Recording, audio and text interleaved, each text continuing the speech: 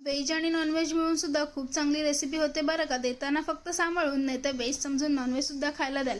छानपैकी बटाटे उकडून घेतलेले आहेत, त्यामध्ये बारीक चिरलेला कांदा, बारीक चिरलेली कोथिंबीर, मीठ, मसाला, धणेपूड आणि अंडा मसाला घेतलेला आहे आणि त्यासोबत थोडीशी हळद. ह्यांचं एकत्रित आपल्याला मिश्रण करून घ्यायचं. मिश्रणसुद्धा आपलं छानपैकी करून झालेलं आहे. एक अंडा आपण इथे फोडून तो फेटाळून घेतलेला आहे आणि 1 कपभर आपण घेतलेले आहेत ब्रेड क्रम्स. आता आपल्याला अंड्याला, म्हणजे आपण अंडा उकडून घेतलेला आहे, त्याला मधून कापून घेतलेलं आहे. आता अंड्याला दोन्ही साईडून आपल्याला बटाट्याची भाजी लावून घ्यायची आहे. आपण एक एक करून सगळ्या अंड्यांना बटाट्याची भाजी लावून घेतलेली आहे. आता आपल्या इथे अंडी तयार झालेली आहेत. आपण एक अंडा फेटवून घेतलेला आहे. त्या फेटाळलेल्या अंड्यामध्ये आपल्याला हे बटाट्याची भाजी, अंडा मिक्स करून घ्यायचं आहे आणि ते नंतर आपण ब्रेड क्रम्समध्ये मिक्स करून घ्यायचं आहे. एक एक करून सर्व अंडी, बटाटे आपण ब्रेड क्रम्सला ॲड करून घेतलेले आहेत.